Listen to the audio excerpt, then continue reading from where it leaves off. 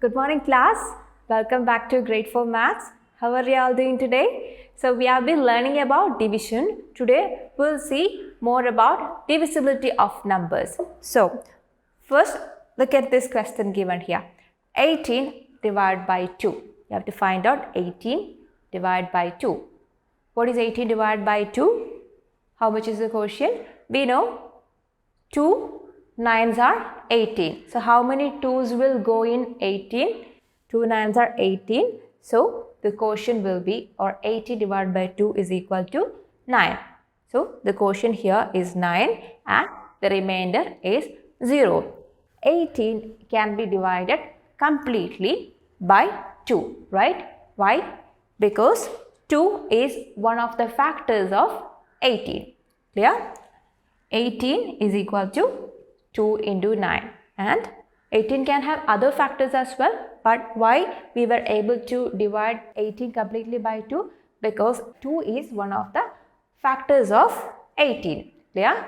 Or here this is the first number, here this is the second number. We were able to divide the first number completely by the second number without any remainder, right? So we can say 18 is divisible by 2.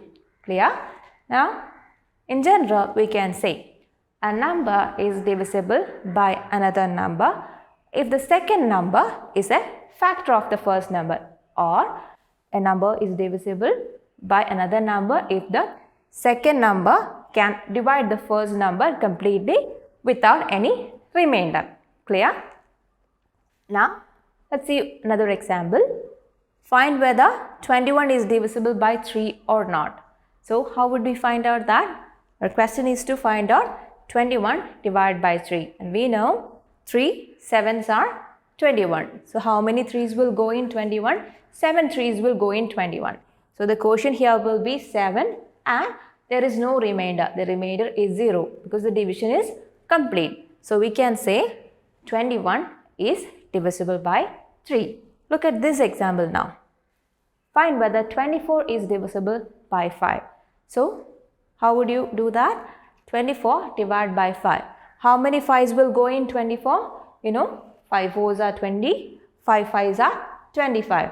So, how many 5's will go in 24? Only 4 5's will go in 24, right? So, 5 4's are 20, and after subtracting the numbers, we get a remainder 4. No more digits to bring down, and we cannot divide 4 by 5 as well. So, here we have the remainder 4. Is the division complete? No, the division is not complete and there is a remainder 4. The quotient here is 4 and the remainder is also there. It is 4. So, since we have a remainder 4, we can say 24 is not divisible by 5. Clear? If there is a remainder, it means the division is not complete. So, we can say the first number is not divisible by the second number. Now, we have some rules called divisibility rules to check if a given number is divisible by another number. So, let's see those rules. You have to learn the divisibility rules for 2, 5 and 10 this year. So, let's see the divisibility rule for 2 first. So, a number will be divisible by 2 if the digit at the ones place of the given number is either 0, 2, 4, 6 or 8. Why? Because we know all the multiples of 2 or all the numbers which have 2 as a factor will have either 0, 2, 4, 6 or 8 in their ones place, and there will be even numbers as well. So, if a number has either 0, 2, 4, 6 or 8 in their ones place, or if the ones digit is either one of these numbers, we can say the number will be divisible by 2. Look at these examples given here. 10. What is 10 divided by 2? 10 divided by 2 is 5. The division is complete, no remainder. 22 divided by 2, it is 11, no remainder. 24 divided by 2 is equal to 12. You know 12 2's are 24, no remainder there as well. So, in all these cases, no remainder and all these numbers end with either one of these numbers. So, we can say these numbers are divisible by 2. Clear? Now, what about divisibility by 5? A given number will be divisible by 5 if the digit in the ones place is either 5 or 0. Why? Because all the multiples of 5 end in either 5 or 0, right? 1 5s are 5, 2 5s are 10, 3 5s are 15, 4 5s are 20. See, either 0 or 5 is repeating. Clear? So, if a number has either 0 or 5 in their ones place, it will be divisible by 5. See these examples: 20, 35, 555. All these numbers have either 0 or 5 in their ones digit, and these numbers will be divisible by 5. What about divisibility by 10? We know any number into 10 can be obtained by adding or inserting a 0 to the right end of the given number, right? 1 into 10 is equal to 10, 2 into 10 is equal to 20, but 50 into 10 is equal to 500. See? And all these numbers will have a 0 in their ones place. So we can say if a given number has 0 as the ones digit, or if the digit at the ones place is 0, it will be divisible by 10. And here we have more examples: 50, 80, 600. All these are 0 in their ones place. So these numbers are divisible by 10. Now, we'll see one question from the textbook. Find the numbers which are divisible by 2, 5 and 10. You have a list of numbers here. You can do this as an activity. You can pause the video, finish the activity and come back. Hope you're done with that question. Now let's see the solution. So you have the numbers here. Let's see which all numbers are divisible by 2 first. So for a number to be divisible by 2, it has to end in either 0, 2, 4, 6 or 8. So which are the numbers divisible by 2 here? The numbers are 126, 630, 736, 194. Any more numbers? 70 and 22. All these numbers end in either 0, 2, 4, 6 or 8. So these are the numbers which are divisible by 2 among this list.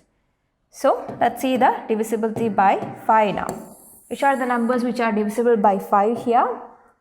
For a number to be divisible by 5, it should end in either 5 or 0.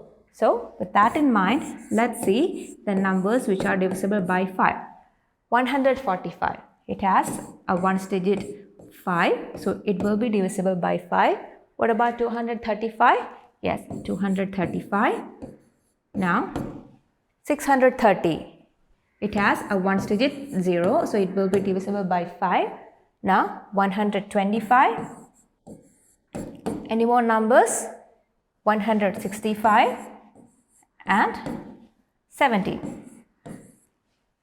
Right? Now let's see which numbers are divisible by 10. The first number, 630. Any more numbers which end in 0? Yes, there is one more, 70. So these are the two numbers which are divisible by 10 in this list. So let's see the answers once again.